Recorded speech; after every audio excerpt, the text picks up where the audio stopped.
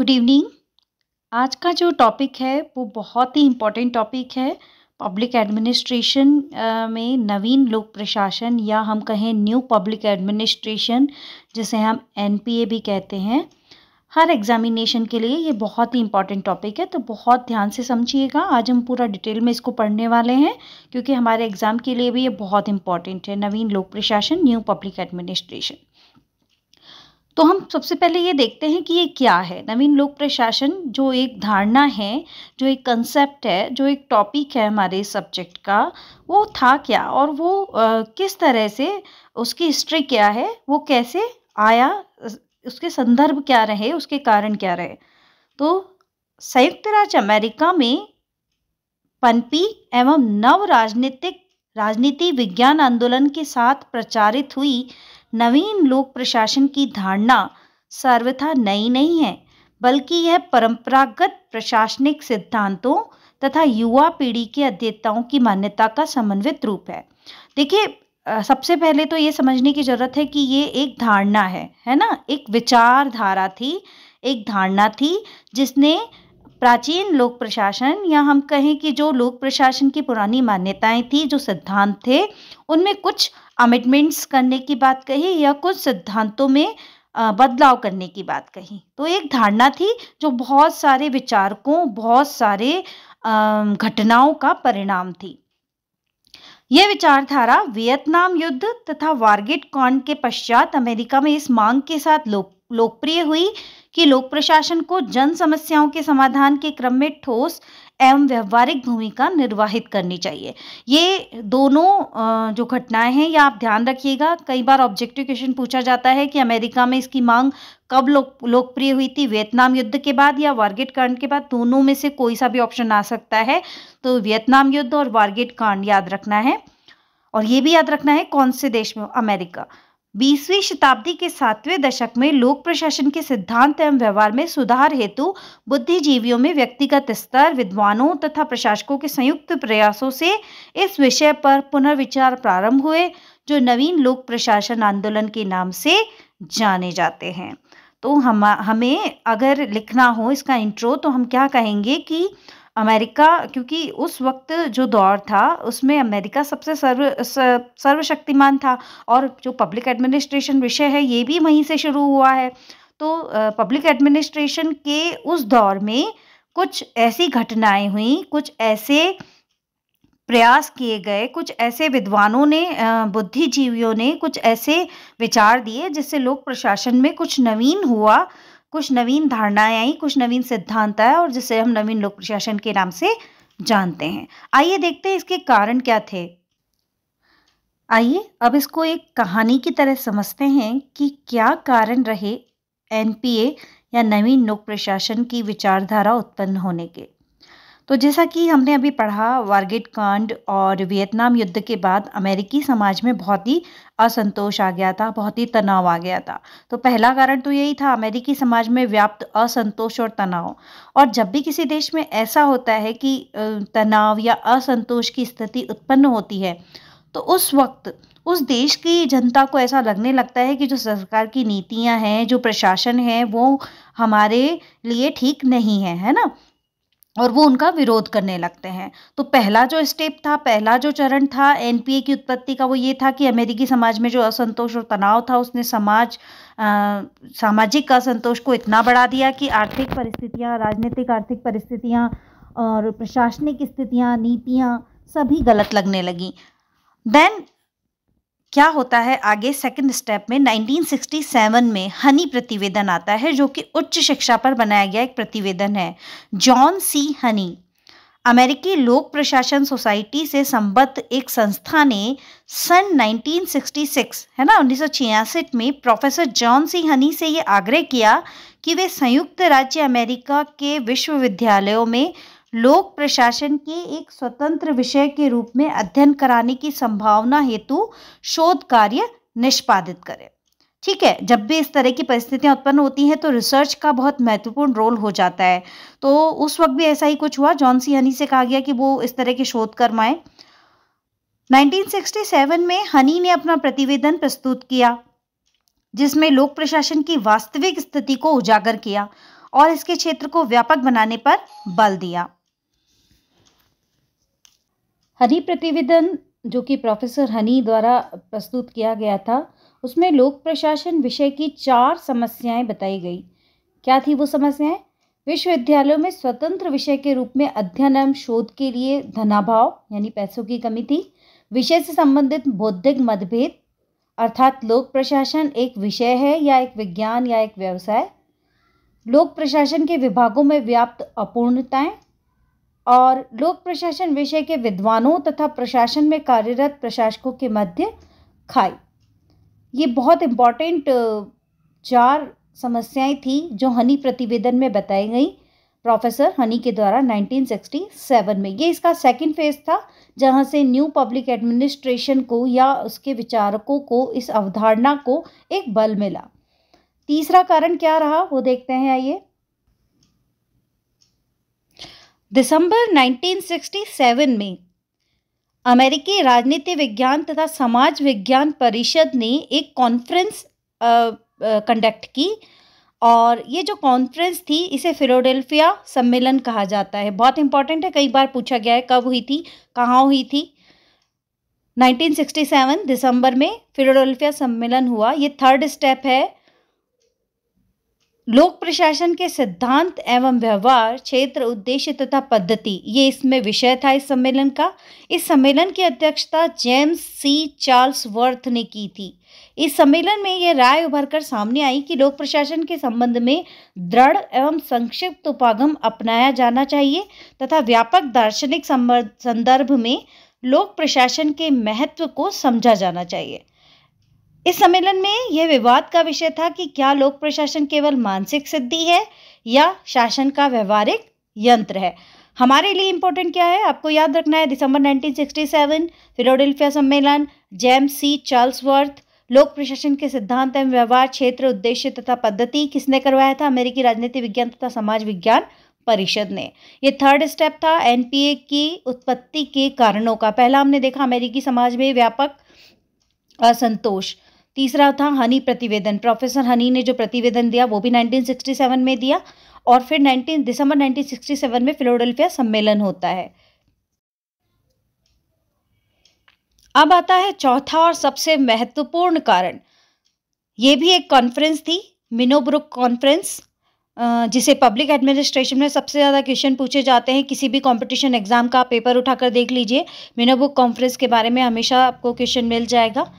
सितंबर 1968, next year आ गया है ये। दिसंबर 1967 में फिलाडेल्फिया सम्मेलन हुआ। देन सितंबर 1968 में पहला मिनोब्रुक सम्मेलन हुआ। फिलाडेल्फिया सम्मेलन को मिनोब्रुक सम्मेलन का पूर्वगामी तथा पथ प्रदर्शक सम्मेलन माना जाता है। ये कथन में आ सकता है क्योंकि फिलाडेल्फिया सम्मेलन में उठाए गए अधिकांश मुद्दे एवं विचारणीय विषय मिनोब्रुक सम्मेलन में भी छाए रहे। ये कथन में आ सकता है। सिराक्यूज विश्वविद्यालय की एडिरोनेडेक पहाड़ियों पर, यह क्वेश्चन आया था, किन पहाड़ियों पर, है ना, किन पहाड़ियों पर मिनोब्रुक कॉन्फ्रेंस हुआ था या मिनोब्रुक सम्मेलन हॉल कहाँ था? एडिरोनेडेक पहाड़ियाँ, सिराक्यूज विश्वविद्यालय, एडिरोनेडेक पहाड़ियों पर स्थित मिनोब्रुक सम्मेलन हॉल में आयोजित हुआ मिनोब्रुक कॉन्फ्रेंस। इसके लिए 2 कारक मुख्य रूप से उत्तरदायी माने जाते हैं। पहला, सन 1960 के दशक का अमेरिकी समाज, राजनीति तथा प्रशासन के लिए उथल पुथल का समय।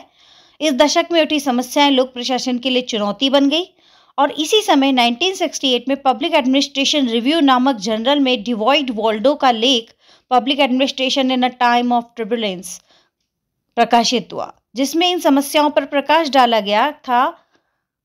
तो ये 2 कारण बताए जा रहे हैं इस सम्मेलन के होने के। वॉल्डो ने लोक प्रशासन के सम्मुख पहचान का संकट, आइडेंटिटी क्राइसिस माना था और लोक प्रशासन के युवा विद्वान नव विचारों तथा क्रांतिकारी सुझावों से प्रशासनिक तंत्र में सुधार चाहते थे।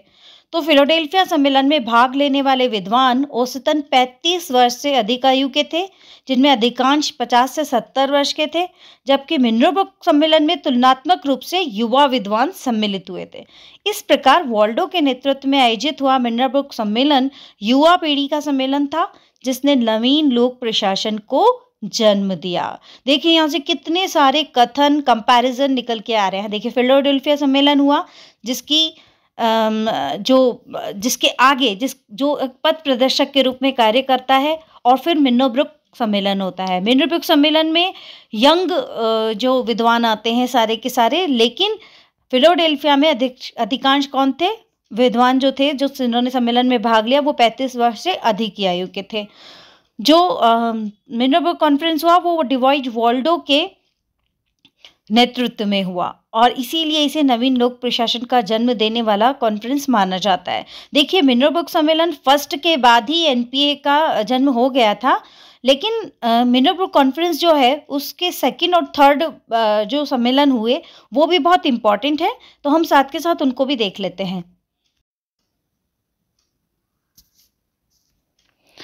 पहला जो कॉन्फ्रेंस हुआ था मिन्नोब्रुक कॉन्फ्रेंस 1968 में, इसके ठीक 20 साल बाद सितंबर 1988 में सेकेंड मिन्नोब्रुक कॉन्फ्रेंस हुआ।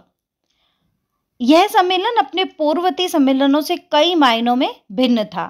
इसकी विषय वस्तु सहभागीगण, चिंतन तथा समसामयिक परिस्थितियां थी। जॉर्ज फ्रेडरिक्सन जो इस कॉन्फ्रेंस के कोऑर्डिनेटर थे, उनके शब्दों में द्वितीय मिन्नोब्रुक सम्मेलन लोक प्रशासन के बदलते युगों की तुलना करने तथा अंतर करने के लिए आयोजित हुआ।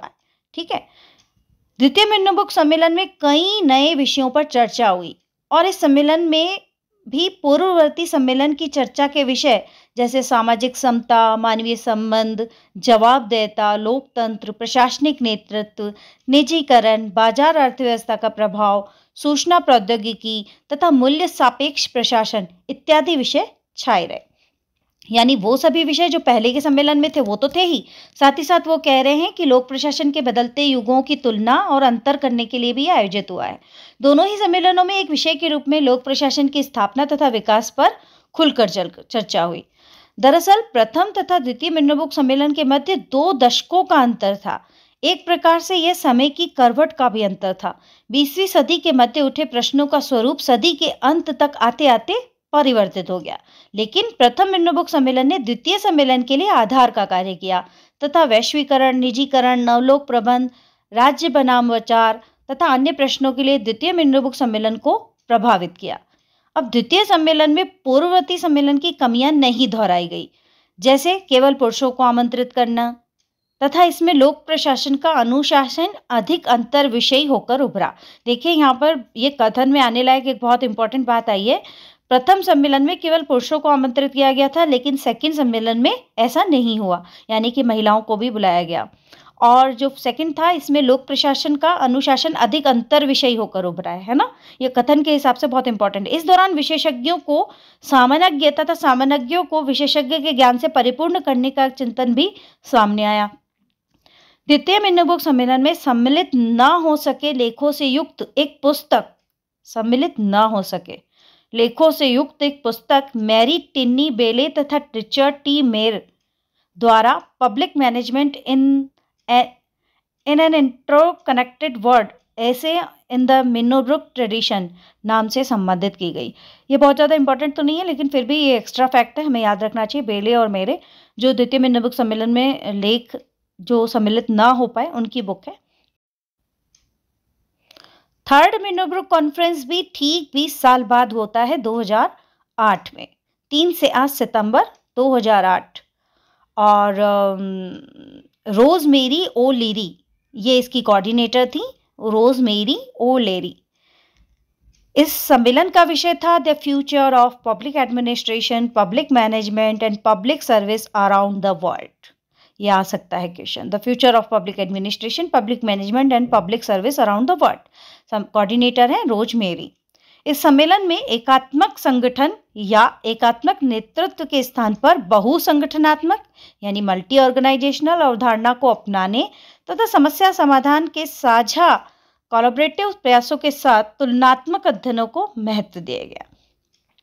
साथ ही अकादमिक एवं पेशेवर लोक सेवकों के मध्य संबंध, वैश्वीकरण, सूचना प्रौद्योगिकी, नेटवर्किंग, समता, पारदर्शिता, जवाबदेहिता एवं सामूहिक संबंधों पर चर्चा हुई। ठीक है, यहाँ से कथन जो निकलता है एकात्मक संगठन की बजाय मल्टी ऑर्गेनाइजेशन, की बात की गई। ठीक है, यह यहाँ से निकलता है। रोजमेरी ओलेरी, सब्जेक्ट था future of public administration, public management and public service around the world. Okay, Minnowbrook conference जो है वो एग्जाम के दृष्टिकोण से बहुत इंपॉर्टेंट होता है, इसलिए इन फैक्ट्स को अगर हम इस तरह से कंपैरेटिवली याद करें तो शायद बहुत अच्छे से समझ में आ जाएगा, और कथन में अगर कोई इस तरह का सेंटेंस आता है तो आप उसको बहुत अच्छे से आंसर कर पाएंगे। 1968 फर्स्ट, 1988 सेकेंड, 2008 थर्ड। फर्स्ट जो मिनोबुक कॉन्फ्रेंस हुआ इसमें हमने पढ़ा कि बहुत सारे यंग जो पार्टिसिपेटर्स थे। सेकेंड जो हुआ इसके अंदर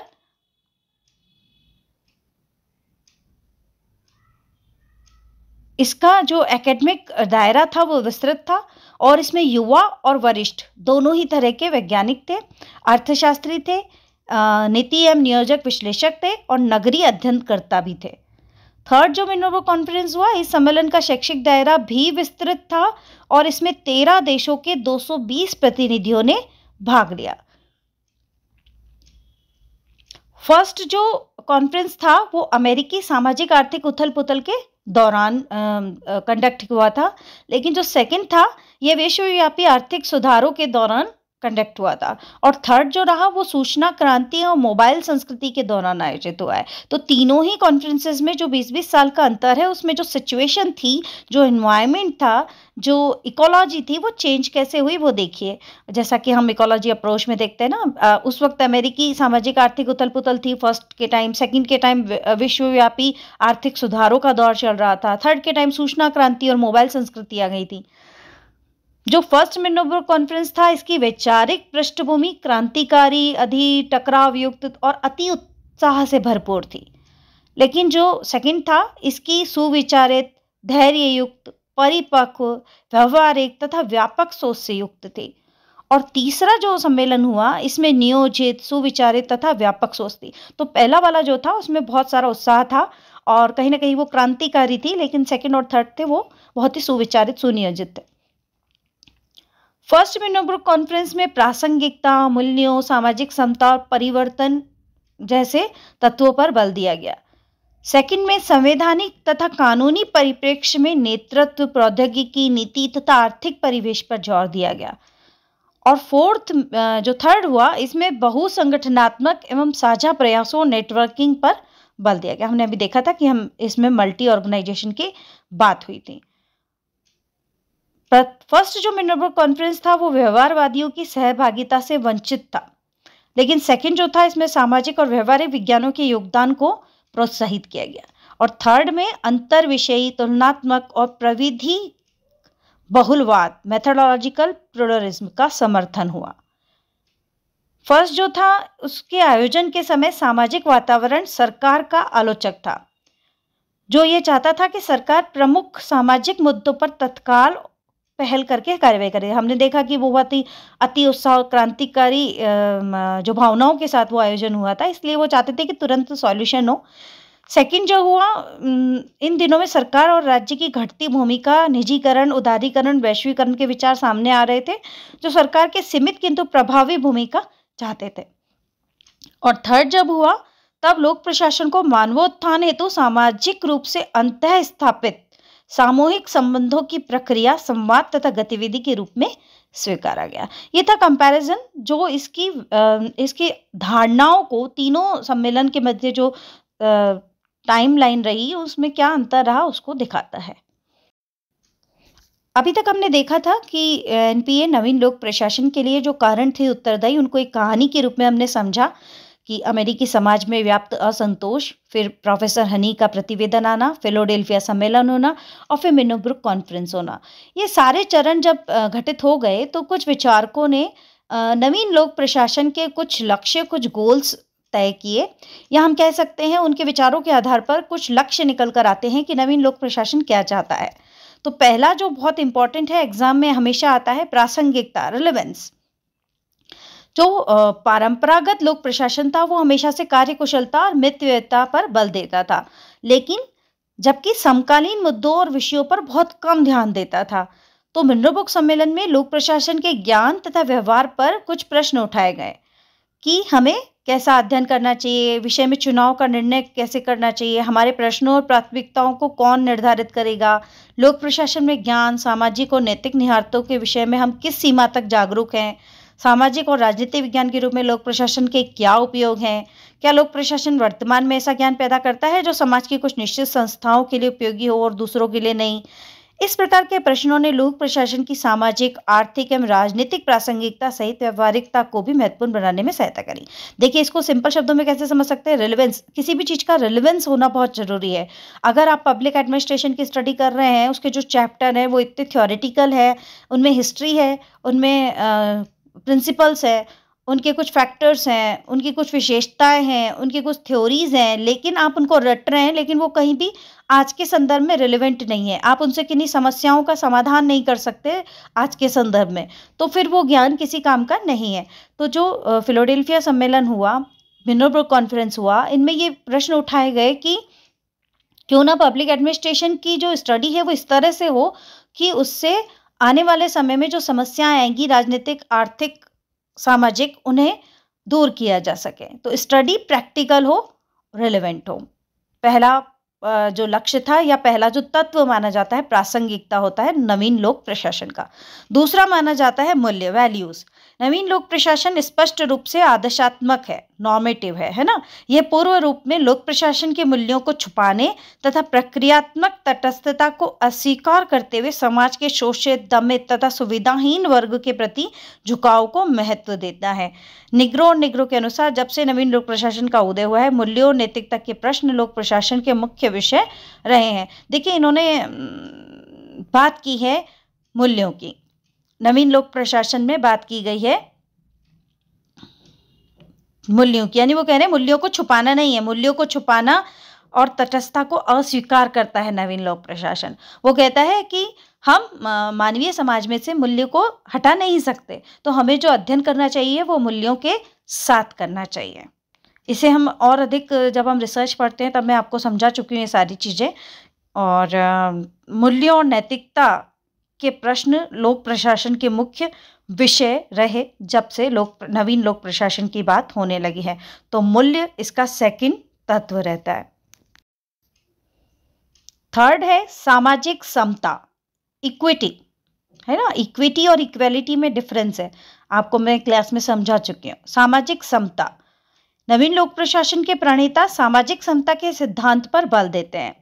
इस संबंध में फ्रेडरिक्सन वकालत करते हुए कहते हैं, वह लोक प्रशासन जो परिवर्तन लाने में विफल है, जो अल्पसंख्यकों के अभाव को दूर करने का प्रयास करता है, संभवतः उसका प्रयोग अंततः उन्हीं अल्पसंख्यकों को सुविधाओं से वंचित करने के लिए किया जाएगा।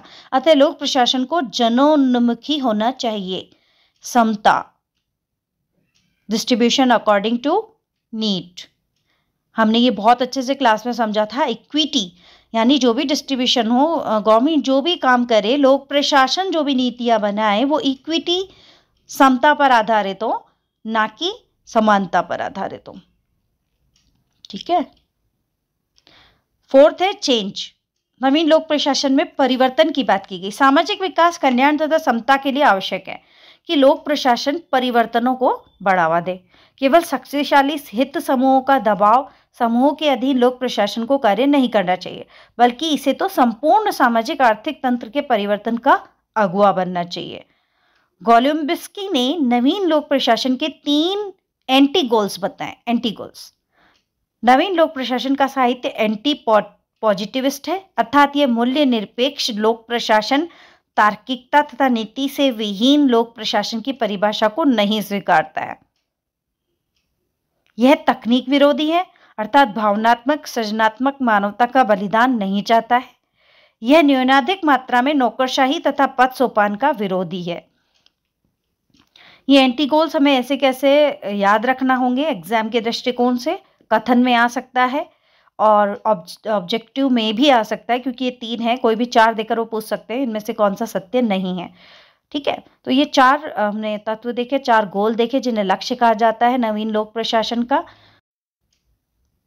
एग्जाम के दृष्टिकोण से ये एक पॉइंट बहुत इंपॉर्टेंट है। नवीन लोक प्रशासन के इन 4 लक्ष्यों को प्राप्त करने के लिए 4D महत्वपूर्ण माने जाते हैं। ये 4D क्या है? विकेंद्रीकरण यानी डिसेंट्रलाइजेशन होना चाहिए, प्रत्यायोजन होना चाहिए, डेलीगेशन होना चाहिए, लोकतांत्रिकरण होना चाहिए और विनौकरशाहीकरण होना चाहिए। मोहित भट्टाचार्य जी इस प्रतिमान को प्रबंधकीकरण, नवलोक प्रबंध, बाजार आधारित लोक प्रशासन या उद्यमकर्ता शासन का नाम देते हैं। और वो कहते हैं कि आज प्रशासन में 3 ई पर अधिक बल दिया जा रहा है: एफिशिएंसी, इकोनॉमी, इफेक्टिवनेस। दक्षता, मितव्ययिता, प्रभावशीलता। वापस अगेन ये फैक्ट बहुत इंपॉर्टेंट है। दक्षता, मितव्ययिता, प्रभावशीलता, इन 3 ई पर बहुत जोर दिया जा रहा है। पीटर ड्रकर के अनुसार दक्षता या कार्य क्षमता से तात्पर्य संगठन के उद्देश्यों की प्राप्ति में संसाधनों के न्यूनतम उपयोग से है। दक्षता या कार्य क्षमता से तात्पर्य है संगठन के उद्देश्यों की प्राप्ति में संसाधनों का न्यूनतम उपयोग। दक्षता या कार्य कुशलता कार्य को सही ढंग से करने, डूइंग थिंग्स राइट, से संबंधित है, जबकि प्रभावशीलता सही कार्यों से संबंधित, डूइंग द राइट थिंग्स, है, जिसमें उचित उद्देश्यों की प्राप्ति सुनिश्चित की जाती है। देखिए, पीटर ड्रकर की जो 2 बातें याद रखना है: डूइंग थिंग्स राइट यानी कि दक्षता, efficiency, doing the right things यानी इफेक्टिवनेस। अगर आप सही काम कर रहे हैं तो आप इफेक्टिवनेस कर रहे हैं, अगर आप काम को सही ढंग से कर रहे हैं तो आप एफिशिएंसी के साथ कर रहे हैं। ठीक है। डेविड ऑसबर्न तथा टेड गैबलर की कृति reinventing government, how the entrepreneur spirit in the transforming the public sector में 10 सूत्रीय कार्यक्रम सुझाया गया तथा वर्तमान सरकार से एंटरप्रेन्योर गवर्नमेंट का रूप धारण करने की अपेक्षा की गई। इस शासन में अधिकाधिक विकेंद्रीकरण होगा, नियोजन होगा, कल्याणकारी बजट हो, बाजार संरचना पर जोर हो, स्वस्थ प्रतिस्पर्धा की अपेक्षा की जाएगी। ठीक है। टेड गैबलर और ऑसबॉर्न ने बात करी है उद्यमकर्ता शासन की। हमें सीधा सीधा याद रखना होगा, मैचिंग में ये आ सकता है, ऑसबॉर्न, टेड गैबलर, उद्यमकर्ता शासन। नवीन लोक प्रशासन में परंपरागत बजट के स्थान पर कार्यक्रम नियोजन बजट व्यवस्था, पीबीबीएस, ये हम फाइनेंशियल में पढ़ते हैं, या निष्पादन बजटिंग को वरीयता दी जाती है। कथन में आ सकता है नवीन लोक प्रशासन में कैसे बजट व्यवस्था को वरीयता दी जाती है? पीबीबीएस, निष्पादन बजटिंग। अब इसके विरोध में एक विचारधारा पनपी, नियो वेबरिज्म, है ना, नव वेबरवाद। ये आपको याद रखना है, बस फैक्ट्स याद रखना है, क्योंकि ये इस तरह के क्वेश्चन ऑब्जेक्टिव आ जाते हैं एग्जाम में। तो लोक प्रशासन, नवीन लोक प्रशासन के विरोध में पनपी नव वेबरवाद विचारधारा में कहा गया कि लोक सेवाएं पेशेवर, अवैयक्तिक तथा समान है, और ये सेवाएं सार्वभौमिक तथा दयालुता या मूल्यों से रहित भी हैं। विक्टर ए थॉम्सन ने 1975 में अपनी बुक में ये विचार खुलकर सामने रखे। ठीक है। नववेबरवाद, थॉम्सन, नववेबरवाद, थॉम्सन, नवीन लोक प्रशासन के विरोध में। 1983 में VTech centre of public administration के faculty members Gary Wamsley, Goodsells, John Rohr, White Wolf ने अमेरिकी राष्ट्रपति जिम कार्टर और रीगन के शासन के दौरान प्रवर्तित रहे लोक प्रशासन की परिस्थितियों को आधार बनाकर मैनिफेस्टो निर्मित किया, जिसमें शासन की आदर्शात्मक अवधारणा एवं संविधानवाद पर बल देते हुए लोक प्रशासन की सरकार में वैध भूमिका को रेखांकन किया। तो ये जो मैनिफेस्टो है, इसको उच्च आधुनिकतावाद या उत्तर आधुनिकता का समर्थक दस्तावेज भी कहा जाता है। ठीक है। यहाँ पर एनपीए खत्म होता है।